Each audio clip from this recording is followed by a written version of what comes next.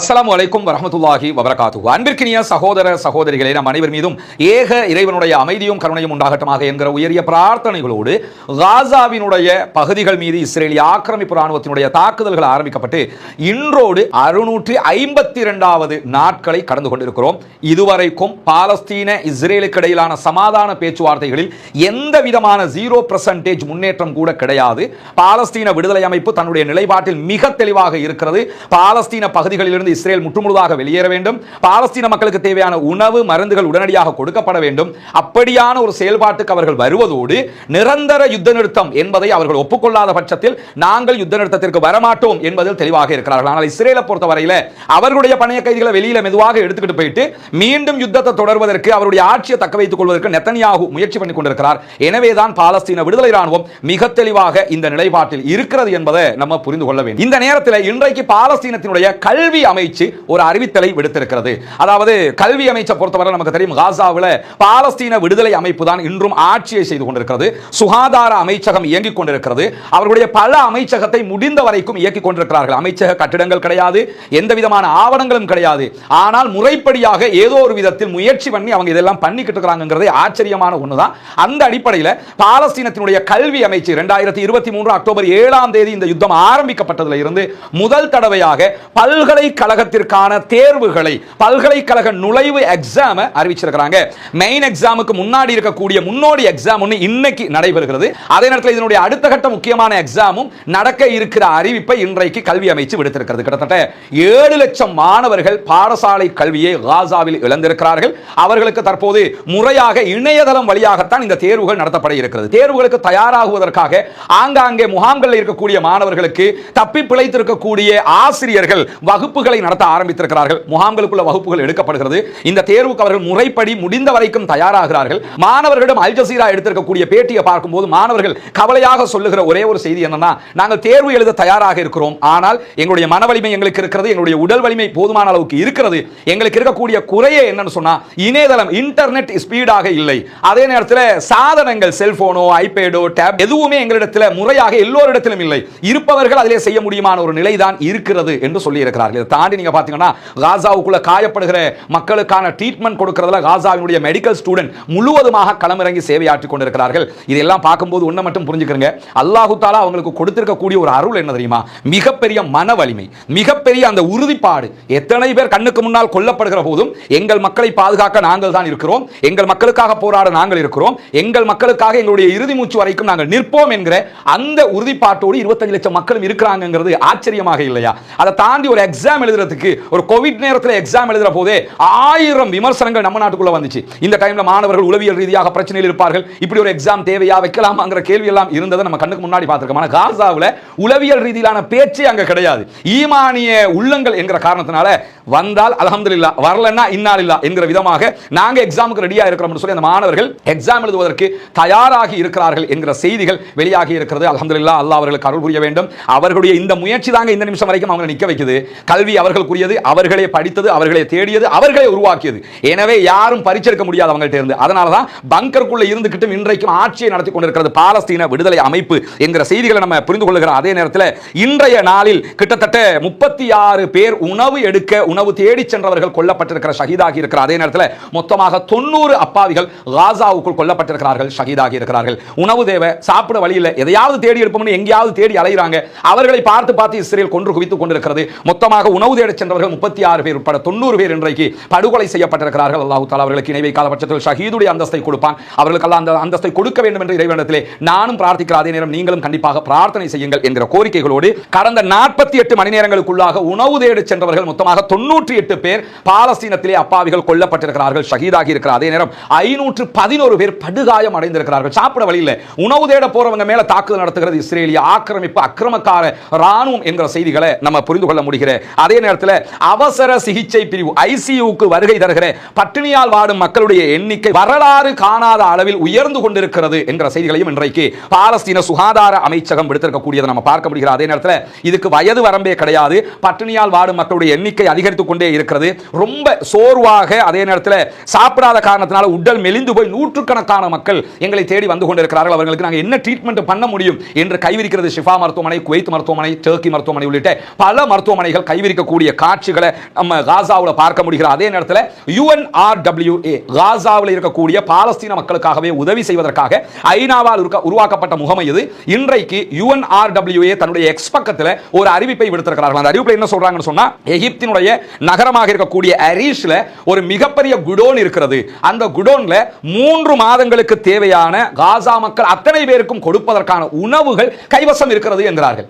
அரீஷ்ல ஒரு மிகப்பெரிய குடோன், அதுல 3 மாதங்கள் காசா மக்களுக்கு உணவு கொடுக்கிறதுக்கான உணவு எங்க கிட்ட இருக்குது.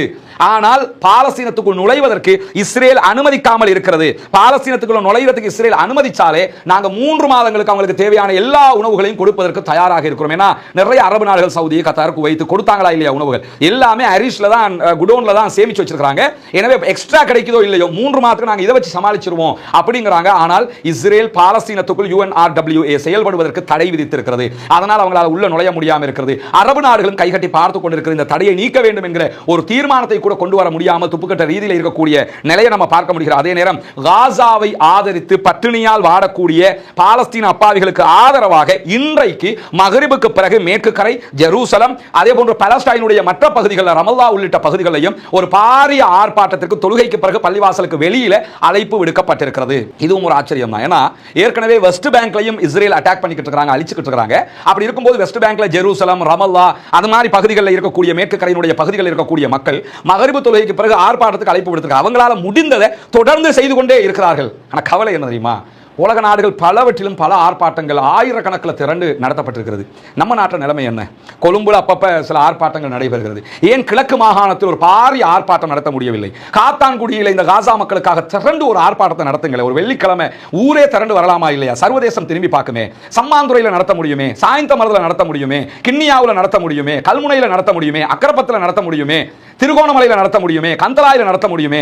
எல்லாம் கிழக்கு மாகாண முஸ்லிம்கள் செறிந்து வாழக்கூடிய பகுதியா இல்லையா? தயவு செய்து பள்ளிவாசல் நிர்வாகங்கள், அங்கிருக்கக்கூடிய இளைஞர் அமைப்புகள், அந்த பகுதிகளில் இருக்கக்கூடிய இயக்கங்கள், அந்த பகுதிகளில் இருக்கக்கூடிய சகோதரர்கள், படித்தவர்கள், கல்விமான்கள் திட்டமிடுங்கள். வெள்ளிக்கிழமை டேட்லையா ஜும்மாவுக்கு பிறகு பள்ளி முடிஞ்சதோட அப்படியே வந்து ஒரு ஆர்ப்பாட்டத்தை நடத்துவது என்று சொல்லுங்கள். எங்கெல்லாம் ஆர்ப்பாட்டங்கள் நடத்துகிறீர்களோ அந்த பகுதிகளை முன்கூட்டி அறிவிச்சீங்கன்னா நாங்களும் அங்கு வந்து கலந்து கொள்வதற்கு அது வாய்ப்பாக இருக்கும். கல்குடா, ஏராவூர், மட்டக்களப்பினுடைய பல பகுதிகள் இருக்கிறது. அந்த பகுதிகளில் எல்லாம் பல ஆர்ப்பாட்டங்கள் நடத்த முடியும். தயவு செய்து பாலஸ்தீன அப்பாவிகளுக்காக ஜனநாயக ரீதியில் குரல் எழுப்புவதற்கு தயாராகுங்கள் என்கிற கோரிக்கையும் இந்த இடத்தில் வைத்துக் கொள்கிறார். அதே நேரம் இஸ்ரேலுடைய இந்த பட்டினி கொள்கைக்கு எதிராக உலகம் முழுவதும் எங்களுக்காக ஆர்ப்பாட்டம் நடத்தி உதவுங்கள் என்கிற கோரிக்கையை பாலஸ்தீன விடுதலை அமைப்பும் இன்றைக்கு விடுத்திருக்கிறார்கள். ஞாயிற்றுக்கிழமை முதல் சர்வதேச அளவில் பாலஸ்தீனத்தில் பட்டினி கொள்கையை நீக்குங்கள், உணவு கொடுங்க அந்த காசா மக்களுக்காக, ஆயுதம் தாங்கண்டல அவங்க கேட்கலங்க, அது அவங்க பார்த்துக்குவாங்கன்ட்டாங்க. போராட வாங்கன்னு அவங்க கூப்பிடல, அது அவங்க பார்த்துக்குவாங்க. பாலஸ்தீன விடுதலை அமைப்பு எந்த ஒருவரையும் வெளிநாட்டிலிருந்து தன்னுடைய அமைப்பிலே இணைத்துக் கொள்வதே இல்லை. அதான் அவங்க ஸ்பெஷாலிட்டி. எங்க நாடு நாங்க பாத்துக்கிறோம், நீங்க எதுக்கு வர்றீங்கன்றுவாங்க. சண்டே நாங்க பிடிச்சுக்கிறோம், எங்க மக்களுக்கு உணவு கிடைக்க மாட்டேங்குது, சாப்பிட வழி இல்லாம செத்து மடிஞ்சுக்கிட்டு இருக்காங்க. எனவே சண்டே நாளையில ஆரம்பிச்சு சர்வதேச மட்டத்தில் எங்களுக்காக ஒரு போராட்டம் நடத்துங்களே என்று சொல்லி பாலஸ்தீன மக்களுக்காக உரிமை குரல் எழுப்பி இருக்கிறது பாலஸ்தீன விடுதலை அமைப்பு. தயவு செய்து அதற்காகவும் தயாராகுங்கள் என்கிற கோரிக்கையை விடுத்து அதே நேரத்தில் இன்றைக்கு எடியோத் அஹ்ரோனோத் இஸ்ரேலுடைய பத்திரிகை ஒரு அறிவிப்பை விடுத்திருக்கிறது. அந்த அறிவிப்பு என்னன்னு சொன்னா, காசாவில் பாலஸ்தீன விடுதலை அமைப்போடு இஸ்ரேல் தற்போது தோஹா கத்தார்ல ஒரு மறைமுக பேச்சுவார்த்தை நடத்தி வருகிறார்கள். மறைமுக பேச்சுவார்த்தை என்னன்னு நம்ம ஏற்கனவே பலமுறை விளங்கப்படுத்திட்டோம். தோஹாவில் நடைபெற்று வரக்கூடிய இந்த பேச்சுவார்த்தையில் எந்த முன்னேற்றமும் இல்லாத காரணத்தினால தோஹா கத்தாருக்கு ஏற்கனவே இருக்கிற இஸ்ரேலுடைய குழுவுக்கு மேலதிகமாக உயர்மட்ட குழு ஒன்றை அனுப்புவதற்கு இஸ்ரேல் தயாராகி வருவதாகத்தான் எடியோத் அஹ்ரோனோத் தற்போது செய்தி வெளியிட்டிருக்கிறது. என்னன்னா, போயிருக்கிற குழுவுக்கு போதிய அதிகாரமும் கிடையாது, எந்த ஒன்றை சேஞ்ச் பண்ணவும் முடியாதுங்கிறதுனால உயர்மட்ட குழு ஒன்றை நாங்கள் அனுப்ப போறோம் என்று சொல்லியிருக்காங்க. அந்த குழு போய் என்ன கிழிக்க போறாங்கிறது தெரியல. என்ன போனாலும் பாலஸ்தீன விடுதலை அமைப்பினுடைய கோரிக்கையை ஏற்றுக்கொண்டால் மட்டும்தான் அதுவெல்லாம் சாத்தியம் என்பதையும் நம்ம புரிந்து கொள்ள முடிகிற அதே நேரம் ஒரு ஆபத்தான செய்தி இன்றைக்கு இஸ்ரேல் மூலமாக வெளியாகி இருக்கிறது. மொசாதினுடைய இயக்குனர், மொசாதினுடைய டைரக்டர் ஜெனரல் இன்றைக்கு விட்காஃபிடத்தில் அமெரிக்காவினுடைய மத்திய கிழக்குக்கான தூதுவரிடத்தில் சொன்னதாக இந்த செய்தி அல் ஜசீரா வெளியிட்டிருக்கிறது. அது என்ன ஆபத்தான செய்தி என்று சொன்னால், ஏற்கனவே ஜனாதிபதியாக டொனால்ட் ட்ரம்ப் ஜனவரி 20ஆம் தேதி தேர்வானதுக்கு பிறகு, பதவி ஏற்றுக்கொண்டதற்கு பிறகு காசாவில் இருக்கக்கூடிய மக்களை ஜோர்டானுக்கும் ஈஜிப்டுக்கும் அனுப்ப போறோம், காசாவை நாங்க டேக் ஓவர் பண்ண போறோம் என்ற ஒரு செய்தியை சொல்லியிருந்தாரு. அது மிகப்பெரிய எதிர்ப்பு அலைகளை உண்டாக்கியது. அரபு நாடுகள் எல்லாம் கொதித்திருந்த நிலையில இந்த சந்தர்ப்பத்தில் மீண்டும் ஒரு திட்டத்தை இஸ்ரேலும் அமெரிக்காவும் கொண்டு வருகிறார்கள். அது என்ன திட்டம் என்று சொன்னால், எத்தியோப்பியா, அதே போன்று இந்தோனேஷியா, அதே போன்று லிபியா ஆகிய நாடுகளுக்கு காசாவில் இருக்கக்கூடிய மக்களை அனுப்புவதற்கான பேச்சுவார்த்தை. அது லிபியா ஆல்ரெடி பொலிட்டிக்கல் கிரைசிஸ்ல மாட்டிக்கிட்டு இருக்காங்க. ஒன்றுக்கு ரெண்டு கவர்மெண்ட் அதுக்குள்ள இருக்குது. முஅம்மர் கதாஃபி இல்லாமலானதுக்கு பிறகு நாடே சீரழிஞ்சு போயிடுச்சு. அமெரிக்கா அதை சீரழித்து விட்டார்கள். அது நமக்கு தெரியும். ஆப்பிரிக்காவுடைய சிங்கம் போன்ற முஅம்மர் கதாஃபி இருந்தாரு. அவருடைய ஆட்சி நாசமாக்கப்பட்டதற்கு பிறகு இன்றைக்கு நாடு மொத்த நாசத்தில் திளைத்துக் கொண்டிருக்கிறது. வருமானம் கிடையாது. அவங்களுடைய நாட்டிட வருமானம் எல்லாம் அமெரிக்கா முடக்கி வைத்திருக்கிற நிலையில் அவர்களோடு பேச்சுவார்த்தை நடத்துகிறார். உங்களுக்கு நாங்கள் சலுகைகளை தர்றோம், நிறைய பணம் தர ரெடியா இருக்கிறோம், காசாவில் இருக்கக்கூடிய ஒரு 5 லட்சம் பேரை நீங்க எடுத்துக்கிறீங்க, இந்த மாதிரியான ஒரு பேச்சுவார்த்தை. அதே போன்று இந்தோனேஷியாவோடு பேச்சுவார்த்தை நடத்தப்படுவதாக சொல்லப்படுகிறது. ஆனால் இந்தோனேஷியா ஆல்ரெடி இதுக்கு எதிரான ஸ்டாண்ட்லாம் இருக்கிறாங்க. என்ன செய்ய போறாங்கங்கிற ஒரு கேள்வி இருக்கிறது. உலகில் அதிகமான முஸ்லிம்களை கொண்டு மிக பிரம்மாண்டமான நாடு இந்தோனேஷியா. எனவே அவர்கள் ஜனநாயக ரீதியாக இந்த முடிவுக்கு போவதற்கு மிகப்பெரிய சிக்கல் ஏற்படும் என்பதை நம்ம புரிந்து கொள்கிறோம். அதே நேரம் எத்தியோப்பியாவோடும் இந்த பேச்சுவார்த்தை நடத்தப்படுகிறது. எத்தியோப்பியா இதற்கு சாதகமான பதில் கொடுக்கும். காரணம் என்னன்னா, எத்தியோப்பியாவினுடைய ஒரு மிகப்பெரிய டேம் பிரச்சனை ஒன்றுல அமெரிக்கா தலையிட்டு இருக்காங்க.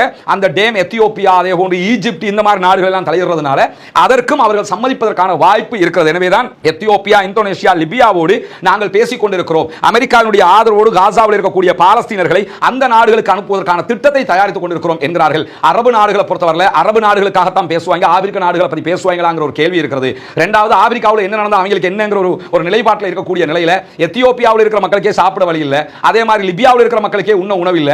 இந்த நேரத்தில் இவங்களை அவங்க எடுத்துக்கிட்டாங்கன்னா என்ன நடக்க போகிறது என்கிற கேள்விகள் எல்லாம் இல்லாமல் இல்லை.